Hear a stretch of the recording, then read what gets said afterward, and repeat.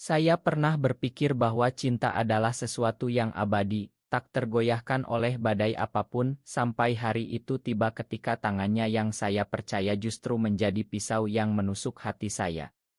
Saya mati di pelukannya, secara hariah, dengan darah mengalir dari dada saya, tapi anehnya, bahkan di ambang kematian, saya masih ingin mencintainya. Itu adalah pengkhianatan terbesar, tapi juga cinta terdalam yang pernah saya rasakan, di tengah hiruk-pikuk Jakarta yang tak pernah tidur.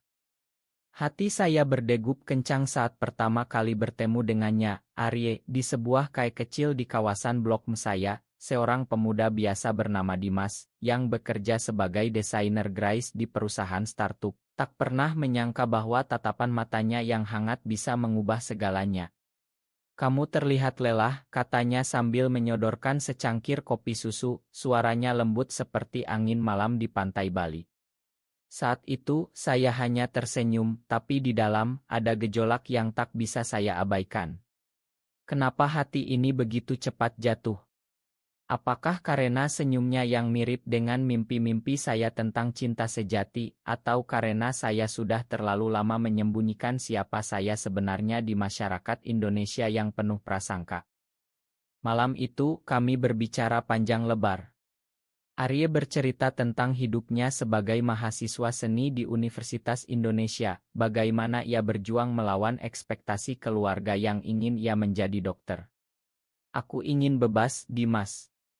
Bebas mencintai apa yang aku suka," katanya, matanya berkilau. Kata-katanya menyentuh sesuatu di dalam saya. Saya yang dibesarkan di keluarga konservatif di Surabaya, selalu merasa terpenjara. Ayah saya, seorang pensiunan tentara, sering mengatakan bahwa pria sejati harus kuat dan tak boleh menunjukkan kelemahan. Tapi di depan Arye, saya merasa bisa menjadi diri sendiri.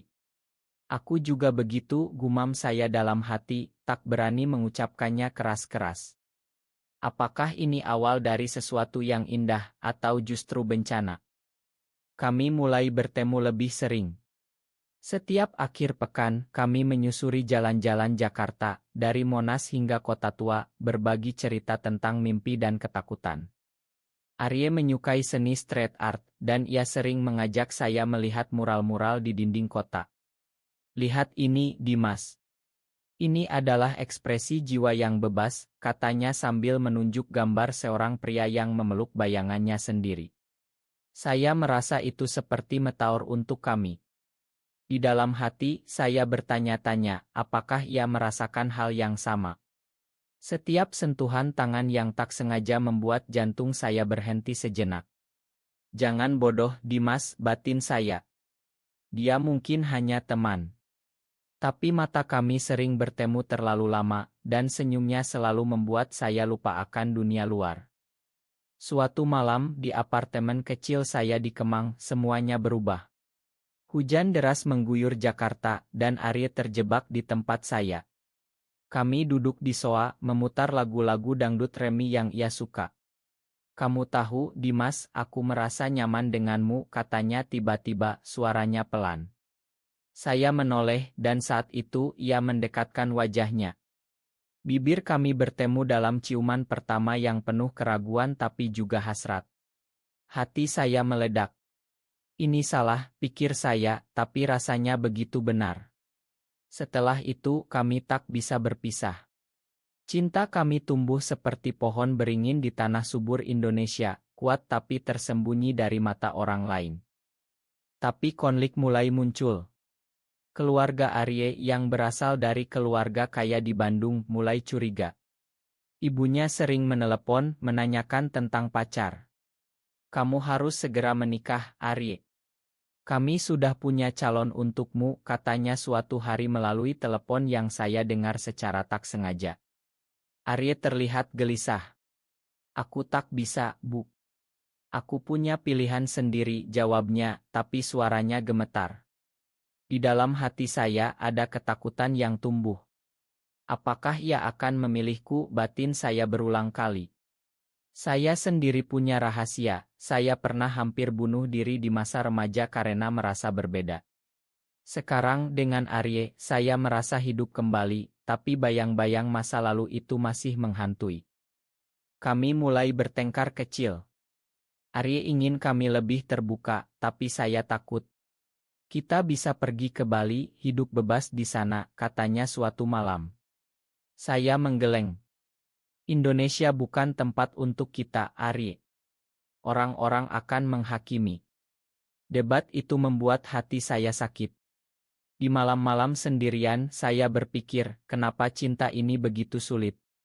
Apakah Tuhan membenci kami? Tapi setiap kali ia memeluk saya, semua keraguan hilang.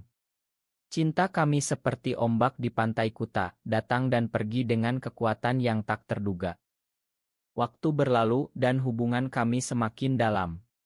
Kami merencanakan liburan ke Yogyakarta, mengunjungi Candi Borobudur saat matahari terbit. Di sana, di antara reruntuhan kuno, Arye berbisik, "Aku mencintaimu, Dimas. Selamanya." Hati saya meleleh.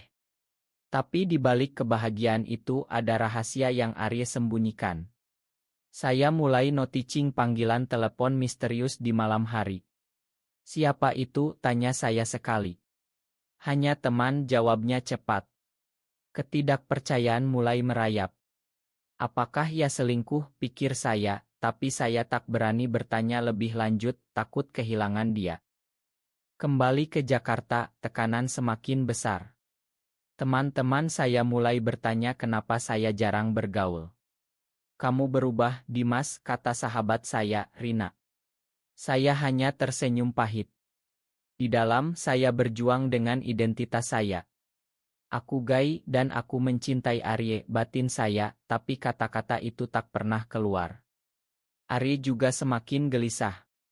Keluarganya memaksanya bertemu dengan seorang wanita, putri dari mitra bisnis ayahnya.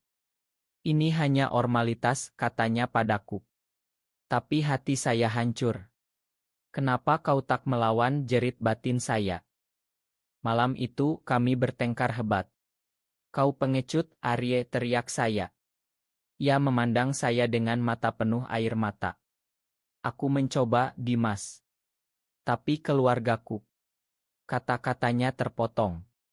Kami berpelukan tapi ada celah yang mulai terbuka. Di hati saya ada suara yang berkata, ini akan berakhir buruk. Tapi saya tak mau percaya. Cinta kami terlalu kuat, atau begitulah yang saya pikirkan. Hari-hari berikutnya, Arye semakin jauh. Ia sering pulang larut, bau alkohol.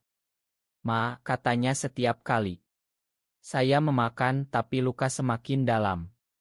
Suatu hari, saya menemukan pesan di ponselnya dari seorang pria lain.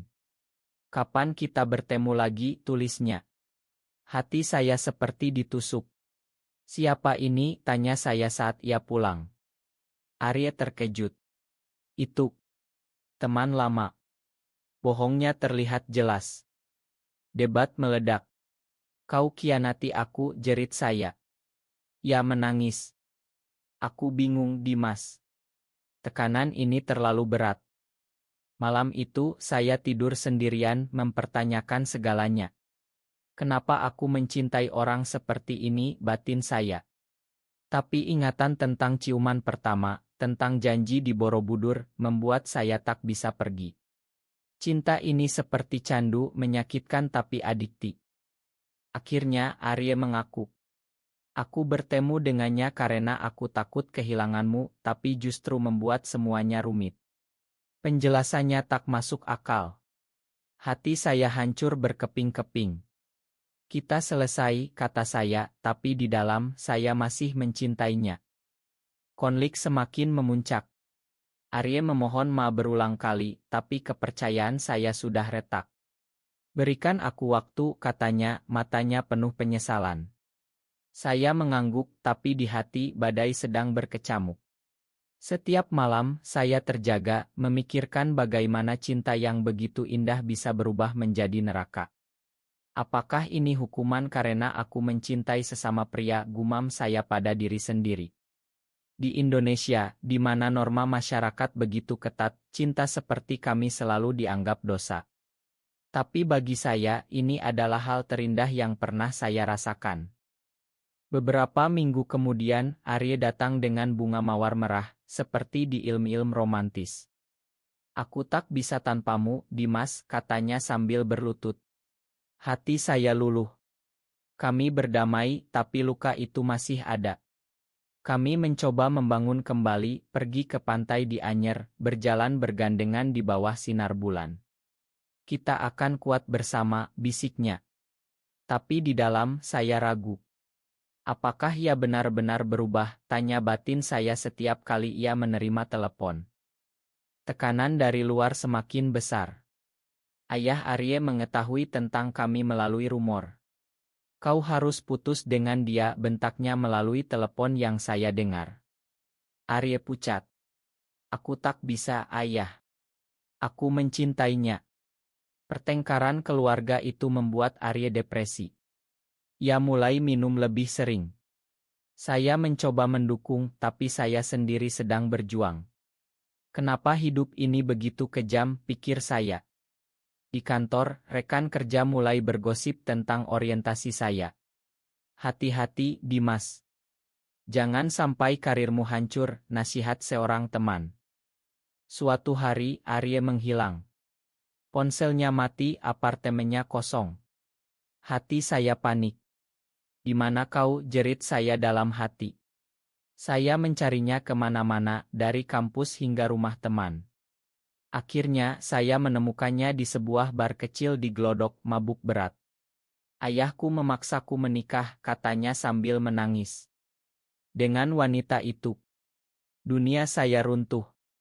Kau akan menikah, tanya saya, suara gemetar. Ia mengangguk. Pengkhianatan itu seperti pisau yang menusuk dalam. Kami bertengkar lagi, lebih hebat dari sebelumnya. Kau pilih keluargamu daripada aku, teriak saya. Aku tak punya pilihan, Dimas. Mereka ancam bunuh diri jika aku tak patuh. Jawabannya membuat saya terdiam. Di hati saya memahami, tapi sakitnya tak tertahankan. Cinta kita hanyalah mimpi, batin saya. Malam itu saya pulang sendirian, air mata mengalir tak henti. Hari pernikahan Arye mendekat. Ia mengundang saya sebagai teman, tapi saya tak datang. Sebaliknya, saya pergi ke Gunung Bromo mencari kedamaian. Di sana, di tengah kabut pagi, saya berteriak pada angin, kenapa kau khianati aku, Arye? Hati saya penuh amarah dan cinta yang bercampur. Saat kembali, saya mendengar kabar bahwa pernikahan itu batal. Arye kabur. Ia datang ke apartemen saya malam itu basah kuyup oleh hujan. Aku memilihmu, Dimas, katanya sambil memeluk saya. Kebahagiaan kembali, tapi rapuh. Keluarganya marah besar, memutuskan hubungan. Arye kehilangan segalanya. Ini karena aku, pikir saya dengan rasa bersalah. Kami hidup dalam ketakutan, pindah ke rumah kecil di pinggiran Jakarta. Tapi pengkhianatan belum berakhir.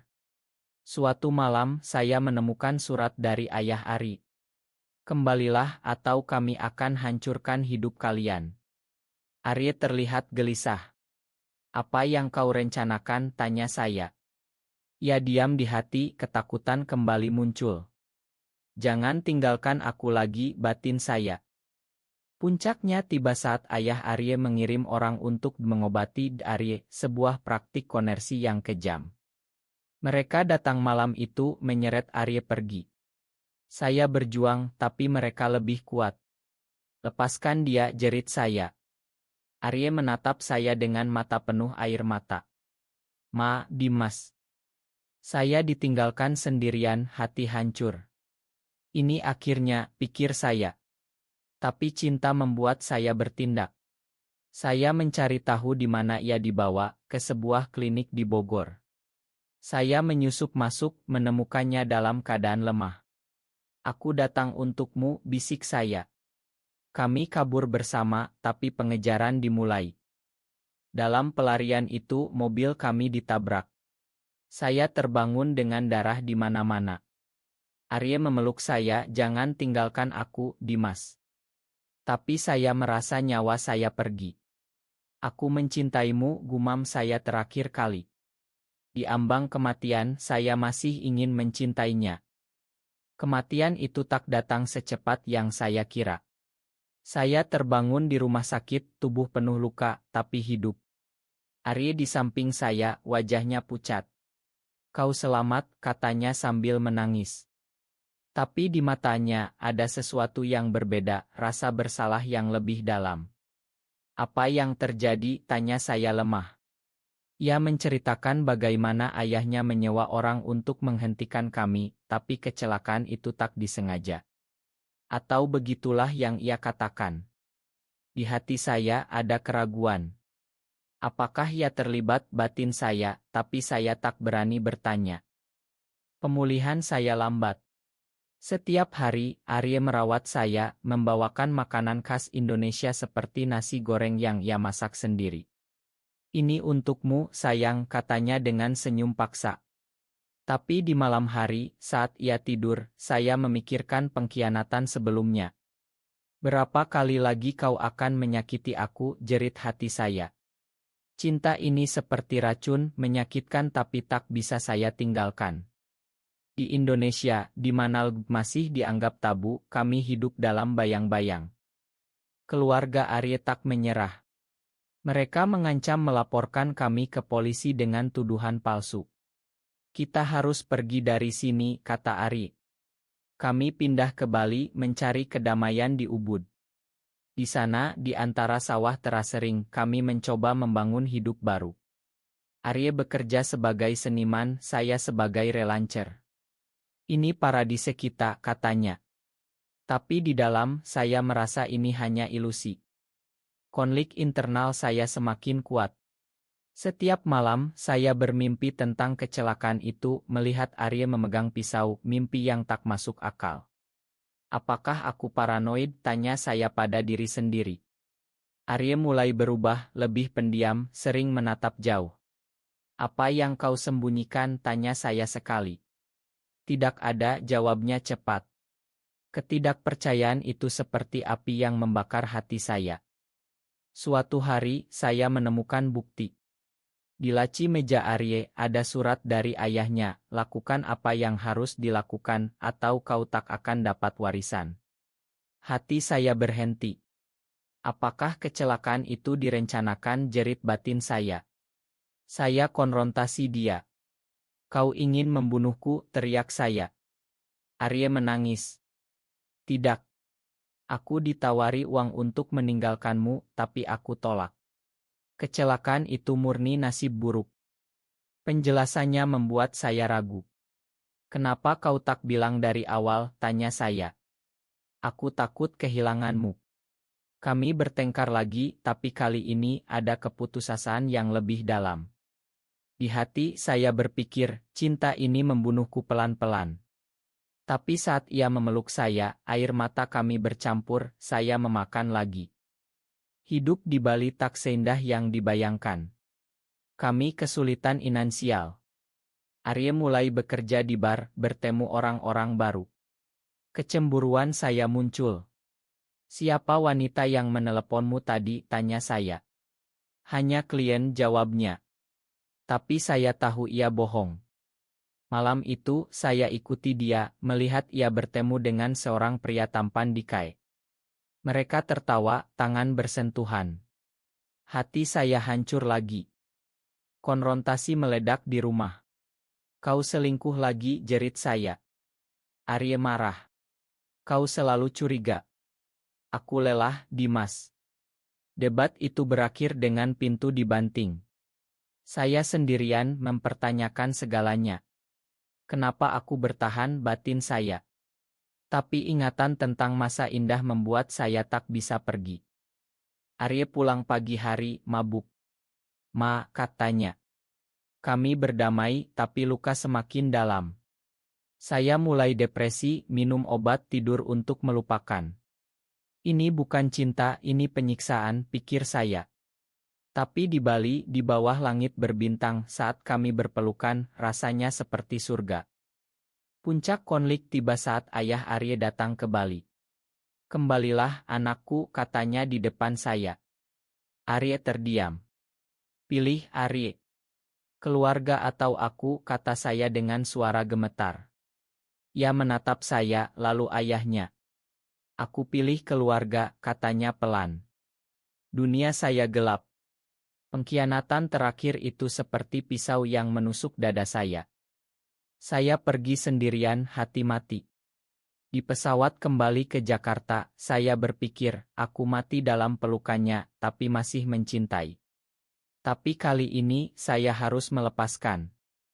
Kembali ke Jakarta, saya seperti mayat hidup. Setiap sudut kota mengingatkan pada Arye, kayak di blok mural di kota tua. Kenapa kau tinggalkan aku, jerit hati saya setiap malam. Saya berhenti makan, berhenti bekerja. Teman-teman khawatir.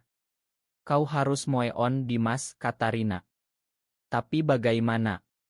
Cinta itu telah menjadi bagian dari jiwa saya, seperti darah yang mengalir di nadiku. Saya mulai menulis diari, menuangkan semua rasa sakit. Arye, kau bunuh aku pelan-pelan dengan pengkhianatanmu. Kata-kata itu seperti terapi, tapi juga penyiksaan. Di hati ada konflik, bagian dari saya masih mencintainya, bagian lain membencinya. Apakah ini karma karena cinta terlarang? Tanya saya pada Tuhan dalam doa malam.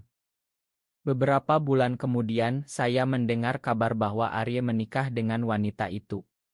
Foto pernikahan mereka beredar di media sosial. Hati saya seperti ditusuk ribuan jarum. Kau bahagia sekarang, gumam saya sambil menangis. Malam itu, saya hampir bunuh diri, memegang pisau di tangan. Akhiri saja, batin saya. Tapi ingatan tentang janji kami di Borobudur menghentikan saya. Hidup harus dilanjutkan, pikir saya dengan air mata. Saya mencoba bangkit. Bergabung dengan komunitas di Jakarta, meski secara diam-diam di sana, saya bertemu orang-orang seperti saya, berbagi cerita. Cinta tak selalu indah, tapi itu membuat kita manusia, kata seorang teman. Kata-katanya menyentuh. Perlahan saya mulai bekerja lagi, mendesain poster untuk kampanye HAKLB. Ini untuk kita semua, batin saya. Tapi Arye muncul lagi. Suatu hari ia datang ke apartemen saya, kurus dan pucat. Dimas, aku salah, katanya sambil berlutut. Pernikahan itu palsu, aku tak bisa melupakanmu. Hati saya bergejolak. Kenapa sekarang, tanya saya dingin. Ia menceritakan bagaimana hidupnya hancur setelah meninggalkan saya, depresi, kehilangan segalanya. Aku mati tanpamu, katanya. Konflik internal saya meledak. Kau khianati aku berkali-kali, jerit saya. Kami bertengkar, tapi di akhir, kami berpelukan. Makan aku, bisiknya. Saya memakan, tapi dengan syarat, kita mulai dari nol, tapi jujur. Kami mencoba lagi, tapi kali ini, dengan hati yang lebih hancur. Hidup bersama kembali penuh tantangan. Arye bercerai, keluarganya memusuhi. Kami hidup miskin, tapi bahagia. Tapi rahasia masa lalu menghantui. Saya sering bermimpi tentang pengkhianatan. Apakah ia benar-benar berubah, tanya batin saya. Suatu malam, ayah Arye datang lagi dengan ancaman. Pergi dari anakku atau kau akan mati. Saya takut, tapi Arye melindungi saya. Tidak, ayah. Aku pilih Dimas. Pertengkaran itu berakhir dengan ayahnya pergi, tapi kami tahu bahaya mengintai. Malam berikutnya, orang suruhan datang. Mereka menyerang kami di rumah. Arye berjuang, tapi saya terluka parah. Darah mengalir dari dada saya. Dimas, jerit Arye sambil memeluk saya. Di ambang kematian, saya berbisik, aku masih mencintaimu. Dunia gelap. Saya terbangun di rumah sakit lagi. Arye di sisi saya, menangis. Kau selamat. Tapi kali ini ada keputusan. Kita harus berpisah untuk selamat, kata saya. Arye menggeleng. Tidak, kita lawan bersama. Konflik mencapai puncak. Kami melaporkan ayah Arye ke polisi dengan bukti ancaman. Proses hukum dimulai penuh drama. Media membahas, masyarakat terbelah. Ini perjuangan untuk cinta batin saya. Di pengadilan, Arye bersaksi melawan ayahnya. Aku gay dan aku mencintai Dimas. Kata-katanya mengguncang. Ayahnya dipenjara. Kami menang tapi harga mahal, reputasi hancur. Setelah itu kami pindah ke desa kecil di Jawa Timur. Hidup sederhana tapi damai. Ini akhir yang bahagia, tanya saya pada Ari. Ia tersenyum. Bukan akhir, tapi awal baru. Tapi di hati, luka masih ada.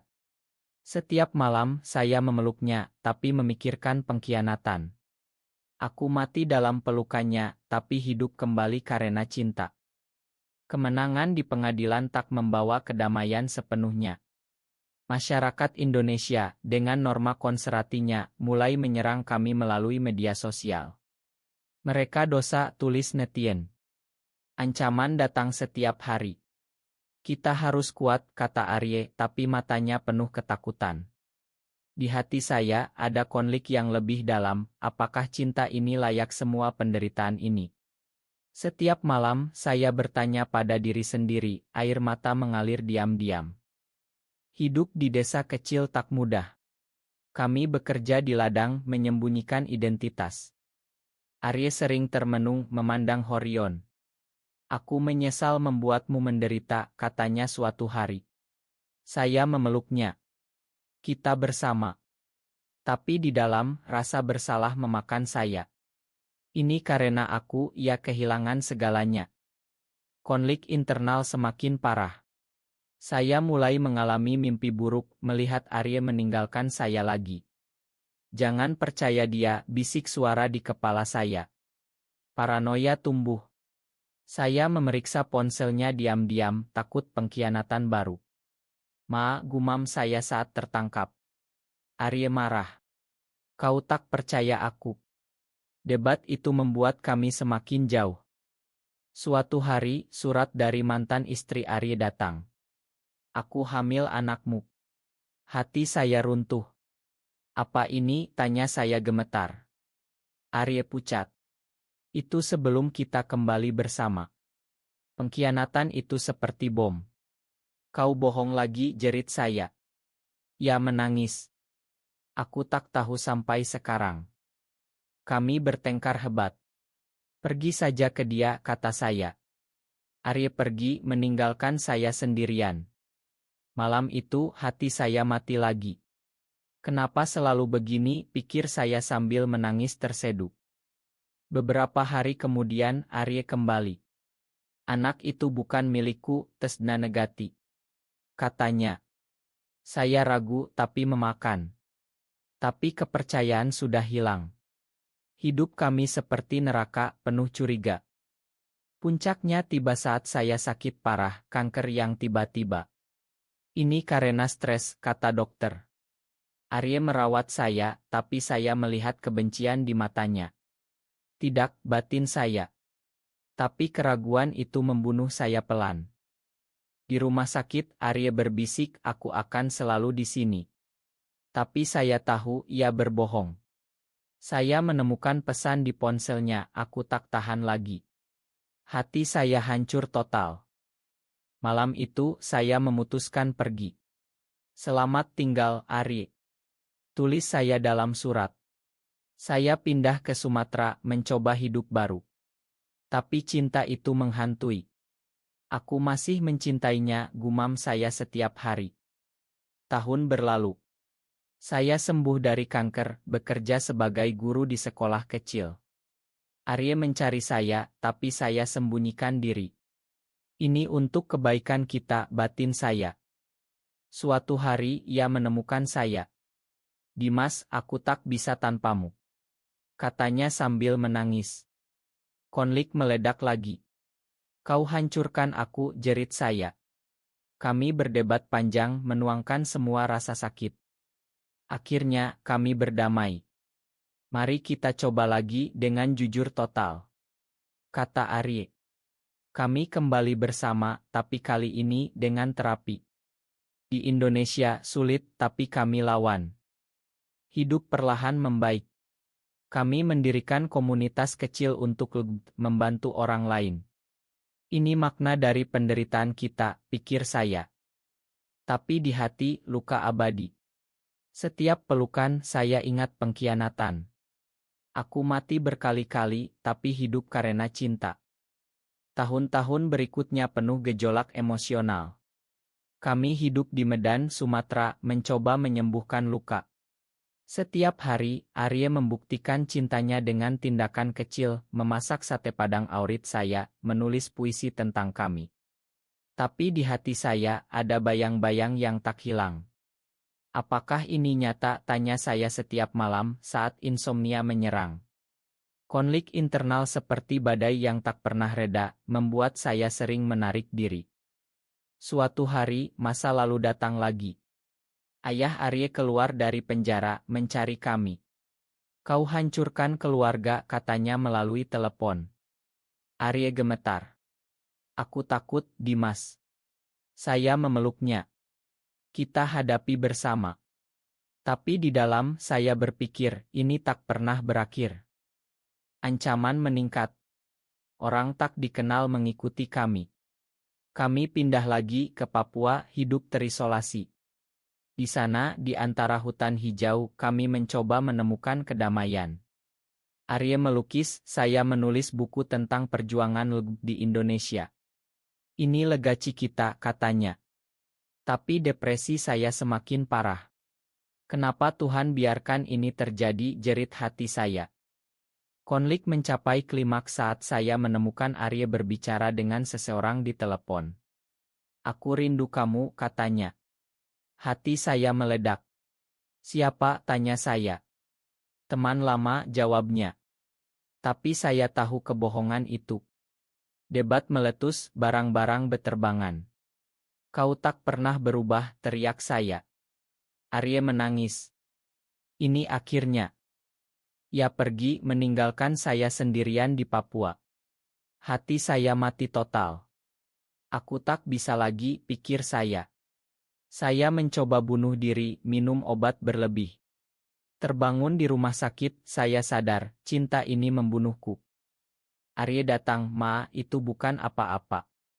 Tapi saya tolak. Pergi, jerit saya. Kami berpisah resmi. Hidup sendirian penuh kesedihan. Saya kembali ke Surabaya bertemu keluarga. Makan aku, ayah, kata saya, menceritakan semuanya. Ayah terkejut, tapi memeluk saya. Kau anakku, apapun itu. Perlahan saya bangkit. Menjadi aktivis, berbicara di seminar. Cinta tak kenal gender, kata saya. Tapi di hati, Arya selalu ada. Bertahun kemudian, saya mendengar Arya sakit parah. Saya pergi ke rumah sakit di Jakarta. Ia terbaring lemah. Dimas, bisiknya. Air mata mengalir. Aku mencintaimu selalu. Di sana, kami berdamai. Makan semua pengkhianatan, katanya. Saya memegang tangannya. Aku juga makan diriku karena bertahan terlalu lama. Arya meninggal malam itu di pelukan saya. Aku mati dalam pelukannya, batin saya, tapi dengan kedamaian. Setelah itu, saya hidup untuk mengenangnya. Menulis buku tentang cerita kami, menginspirasi banyak orang. Cinta kami, meski penuh pengkhianatan, menjadi simbol perjuangan. Di akhir hayat saya berpikir, meski mati berkali-kali, cinta itu layak.